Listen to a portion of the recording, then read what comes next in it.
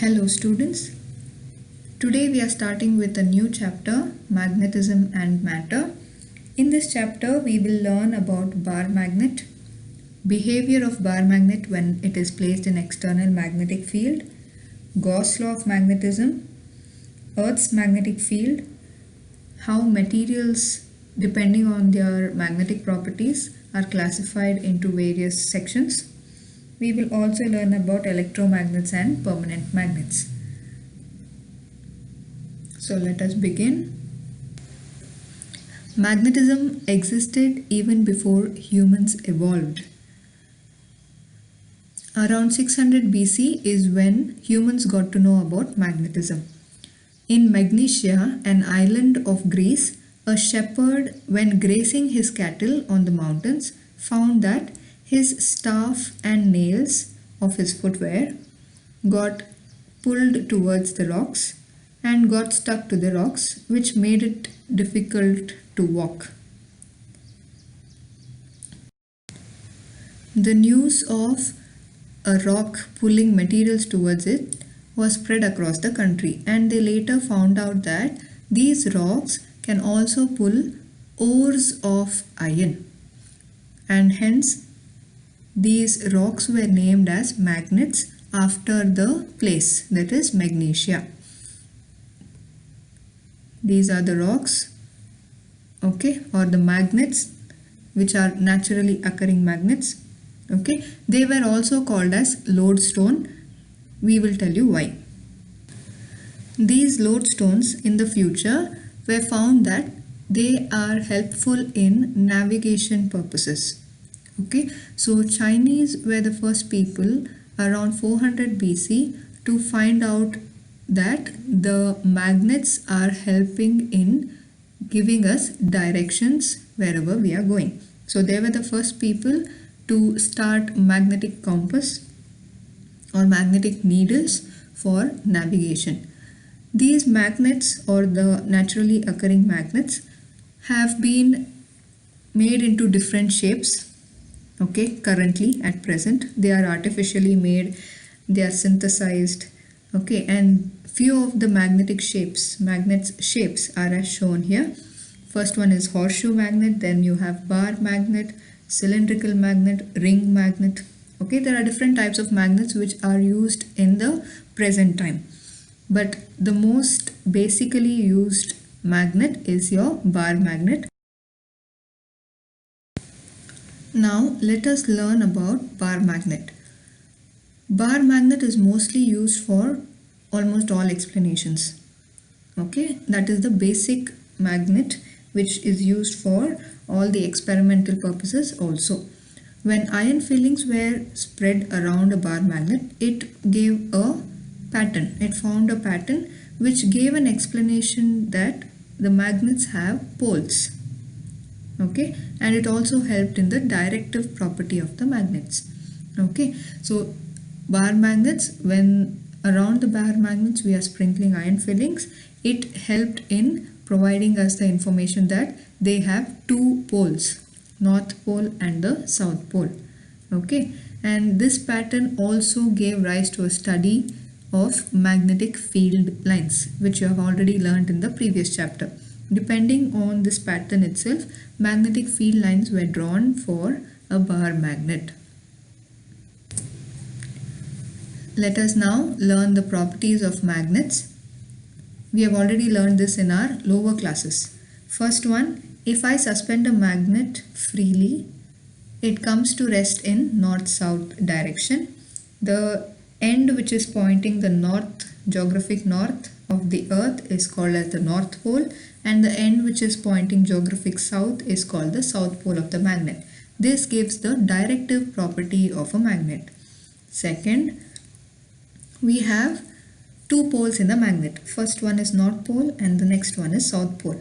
If I break the magnet into two halves, it will still remain as north pole and south pole. You cannot split north pole separately and south pole separately. Okay, so always the poles of the magnet exist in pairs. Monopoles, that is single poles, do not exist. Next property, Like poles repel and unlike poles attract each other. So south pole of one magnet and south pole of the other magnet, they repel. If I bring a north pole and south pole together, they attract each other. So opposite poles attract, whereas same poles or like poles repel each other. Now, if you look at this diagram here, you have iron fillings sticking to a bar magnet. Iron fillings are sticking at the poles of the bar magnet. So, the poles of the bar magnet have strong magnetic force compared to the complete bar magnet. Magnets always attract iron or ores of iron. These are the properties of a magnet that you all have already studied. The next thing you all have to recall is the properties of magnetic field lines. Okay, magnetic field lines of a bar magnet or any magnet for that matter form continuous closed loops. The tangent drawn to the field line at a given point represent the direction of net magnetic field at that particular point. The magnetic field lines do not intersect. If they intersect, then the direction of the field line is not unique. The larger the number of field lines in a particular area of cross section, the stronger is the magnitude of magnetic field. Now, comparing solenoid with a bar magnet. Magnetic field lines are similar for both solenoid and bar magnet. How they got to know that solenoid and bar magnet have same magnetic field is that they passed current through a solenoid and they kept a magnetic compass close to the solenoid. The magnetic compass gave a particular deflection in the compass. The same thing they did keeping it next to a bar magnet. They kept a compass next to a bar magnet and found out the deflection is same as that of the solenoid. This is how they found out that both solenoid and bar magnet have the same magnetic field, and also the bar magnet was considered as large number of circulating currents because solenoid, when current was passed, the deflection was similar. So they assumed that bar magnet have circulating currents around it for the deflection to be the same. The next concept is bar magnet as an equivalent solenoid. This is a very important 5-marker question. The question will be asked like this. Derive an expression for magnetic field of a bar magnet as an equivalent solenoid. So for that, let us consider a solenoid of length 2L, radius is A, and let magnetic moment for the solenoid be given as M is equal to NIA, where N is the number of turns, I is the current, and A is the area vector. To demonstrate the similarity of current carrying solenoid with a bar magnet, we will calculate the magnetic field along the axis of the solenoid. So along the axis, we have considered a point P there, which is at a distance r from the center of the solenoid. Now, we will consider a small element, okay, dx, which is at a distance x again from the center of the solenoid. For that element dx, we have to find out the magnetic field at the point P, which is given as dB. Okay, and dx is at a distance r minus x from that particular point P. Now, let small n be the number of turns per unit length in that element dx. 2L is the length of the solenoid, A is the radius of the solenoid, P be the point at which the magnetic field is to be determined for the solenoid. This is what we have told. Consider a circular element of thickness dx at a distance r minus x from the center. Let n dx be the number of turns in that thickness element dx. We have already learned to find out the magnetic field for a circular loop. So if dx is a circular loop, then we can find out the magnetic field using the formula that we have already learned for a circular current loop. So the magnetic field for a circular current loop was found to be B is equal to mu naught by 4 pi into 2 pi ni r square divided by x square plus r square whole power 3 by 2. So keeping this formula in mind, we will compare the circular loop and we will compare the solenoid and find out what is the magnetic field. Comparing the circular loop with the solenoid, we have the equation for circular loop here.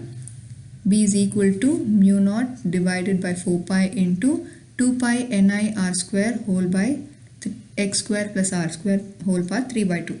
This is the equation for circular loop, that is the total magnetic field. But here for a solenoid we have taken a small element dx. For that we have to find out the small magnetic field dB, keeping in mind that instead of r square in the equation we have to substitute a square because a is the radius which we have taken for the solenoid, and in the denominator instead of x square we have to consider r minus x whole square because our element dx is at a distance r minus x from P. So my equation becomes dB is equal to mu naught 2 pi n dx ia square whole divided by 4 pi r minus x the whole square plus a square whole power 3 by 2. We have taken this as equation 2. Now we will integrate this from a range of minus L to plus L. Why we are taking minus L to plus L is we have divided or we have taken the distance from the center of the solenoid. So we are assuming this like a number line. Let the center of the solenoid be 0, okay, or the origin. Along the right hand side the distance is plus L. Along the left hand side we will take it as minus L. So we have the range from minus L to plus L to find out the total magnetic field of the solenoid. So what does the equation become? Equation is B is equal to minus L to plus L mu naught divided by 4 pi into 2 pi n dx ia square whole divided by r minus x the whole square plus a square whole power 3 by 2. Now the only term you have to integrate is dx, and we have to reduce the denominator to a smaller value. So what we will consider is, we will assume the point P that we have considered to be very much far away from the solenoid. So that is the condition that we are giving. For an axial field of the solenoid, let the distance r, that is that point P, be very much greater than the radius and than the length of the solenoid. So if we take that as our condition, then my denominator r minus x the whole square plus a square whole power 3 by 2 will reduce to r cube. So therefore my equation becomes mu naught by 4 pi into 2 pi small n ia square divided by r cube integral minus L to plus L dx. So now integration minus L to plus L dx is nothing but x, and if I apply my upper limit and my lower limit, I will get that complete term to be equal to 2L. This we have already learned, or if you have not learned, you will be learning it in maths. So there is a standard formula. Okay, so this standard formula you'll have to remember when you're integrating. So instead of minus L to plus L dx, I will only substitute 2L. That becomes equation 4. So my magnetic field B is equal to mu naught 2 pi n ia square into 2L divided by 4 pi r cube. Magnetic moment of the solenoid is given as M, which is NIA. This we already know. So we have to bring in that m in the above equation. So what we have to do, we will consider m is equal to n into 2L. If I multiply n into 2L, I will be getting the number of turns for the complete solenoid. I is as it is, that is the current. Pi a square becomes the area of the solenoid. So I will, instead of writing this complete term n 2L I pi a square, I'll just substitute that as m. So my equation becomes B is equal to mu naught into 2m divided by 4 pi r cube.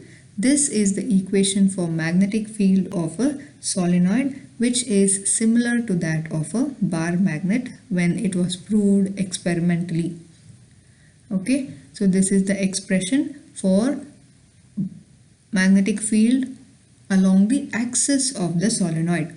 If I have to take along the equator, okay, along the equator means I have divided into half, correct? Exactly from the center there is an axis passing. If I have to find out what is the magnetic field along that axis, then I have to divide this equation 5 by 2. Okay, only then I will get the equation along the equator or along the half of the solenoid. The next concept is dipole in a uniform magnetic field. What is dipole in a uniform magnetic field? We are considering a bar magnet or a magnetic compass. Here actually we have taken a magnetic compass and we have placed that in a magnetic field. When we place a magnetic needle or a bar magnet in a uniform magnetic field, they undergo torque and there is oscillation that takes place. That is what we have written here. If we have to determine the magnitude of magnetic field accurately, we are placing a compass needle of known magnetic moment and of known moment of inertia, and when this is placed in magnetic field, it will oscillate and there is a torque produced. Torque is given as m cross b, which is mb sine theta.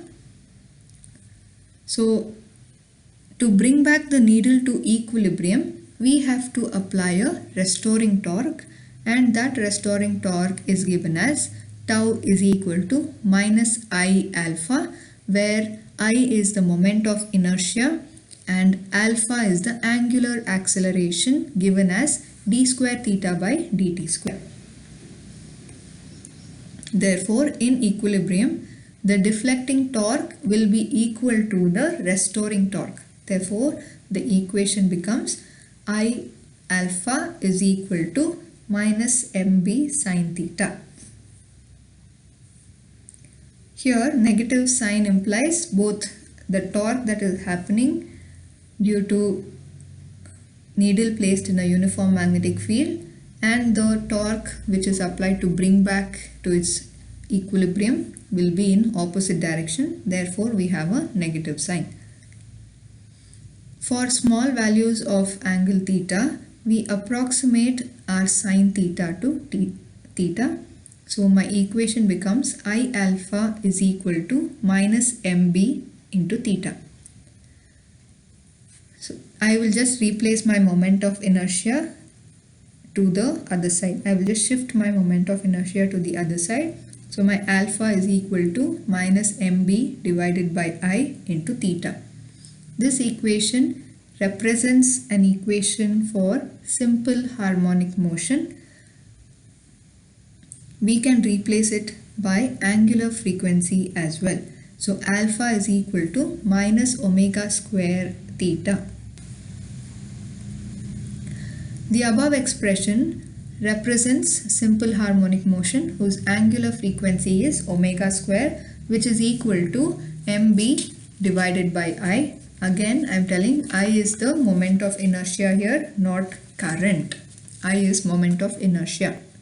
So omega is nothing but 2 pi divided by t.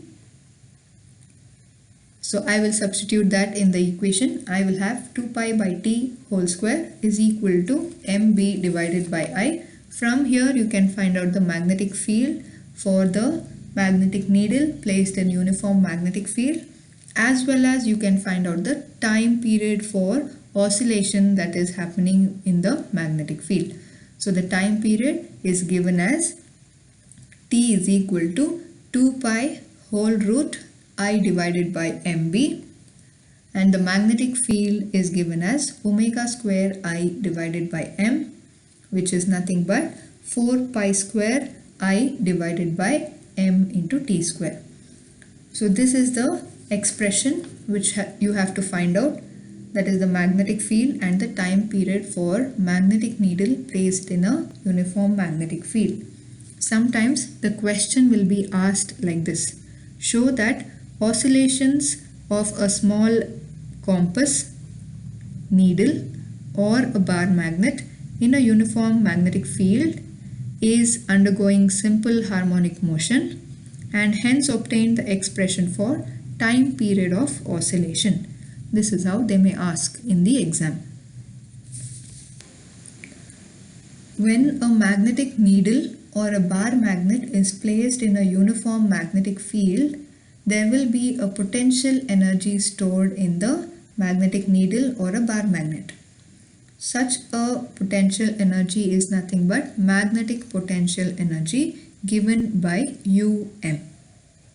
We have to find out what is the work done or the potential energy that is stored in the bar magnet or the magnetic needle. So potential energy is given as integration tau d theta. Okay. So substituting for tau, it is mb sine theta d theta. If I integrate, sine theta becomes minus cos theta. So my potential energy is equal to minus mb cos theta. I can write this as the dot product, that is equal to magnetic potential energy is equal to minus m dot b. This is your magnetic potential energy that is stored in the needle, magnetic needle. This has few conditions like that of your torque. Okay, so when your needle is perpendicular to the field, theta becomes 90 degree. So cos 90 becomes 0. So there won't be any potential energy. If the needle is at 0 degree, if the needle is at 0 degree, then your potential energy becomes minus mb. This implies minimum potential energy is stored and it is in the most stable state or most stable position. When the needle is at 180 degree, cos 180 is minus 1. So my potential energy becomes maximum, and this is the most unstable position of the needle. So these are the three conditions, and the potential energy can come for 2 or 3 marks. They will ask you to derive an expression for potential energy of a bar magnet or a magnetic needle in an external magnetic field. Let us solve few numericals. The numericals are based on 3 formulas. First one is you have to find out the magnetic field for a solenoid along the axis, then along the equator, then you have the magnetic field of a needle placed in a uniform magnetic field. So let us see the first question. What is the magnitude of equatorial and axial fields due to a bar magnet of length 5 cm at a distance of 50 cm from its midpoint? Magnetic moment of the bar magnet is 0.40 ampere meter square.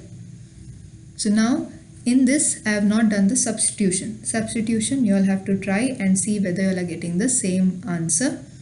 Okay, R is given to you, that is 50 centimeter from the center of the bar magnet to the point where you are finding the magnetic field, that is 50 centimeter, which is equal to, converting it to SI units, you will have it as 0.5 meter. Magnetic moment is given to you as 0.40 ampere meter square. The formula for magnetic field along the axis of the solenoid or axis of the bar magnet is given as B is equal to mu naught 2m divided by 4 pi r cube. If you substitute and calculate, you will get the answer as 6.4 into 10 power minus 7 Tesla. Along the equator of the magnetic field, you will have the magnetic field equation as mu naught m divided by 4 pi r cube, and on substituting and calculating, you will get answer as 3.2 into 10 power minus 7 Tesla. Exactly half of the axial value. Okay, exactly half of the axial value. So for magnetic field along the equator, you have to just divide the equation for magnetic field along the axis divided by 2. I hope you have got it. Next question. A magnetic needle has magnetic moment 6.7 into 10 power minus 2 ampere meter square and moment of inertia I is equal to 7.5 into 10 power minus 6 kg meter square. It performs 10 complete oscillations in 6.7 seconds. What is the magnitude of magnetic field? So you have to use the equation for magnetic field for a needle, magnetic needle. So what is given? M is given to you 6.7 into 10 power minus 2 ampere meter square, and I, it is not current, it is moment of inertia. Moment of inertia is 7.5 into 10 power minus 6 kg meter square. Time period is given for 10 oscillations. We have to find out the time period for one oscillation. So time period for one oscillation is given by 6.7 divided by 10, that is 0.67 seconds. Now we can substitute for magnetic field, which is equal to 4 pi square I divided by m into t square. Substituting the values, you have to get the equation for magnetic field as 0.01 Tesla. Okay, so similar numericals are there in your textbook. These are your textbook numericals. You all can refer it. And there are few more numericals which are there in your textbook which you can refer. If you all have any doubts, please contact. Thank you, students. That's it for today.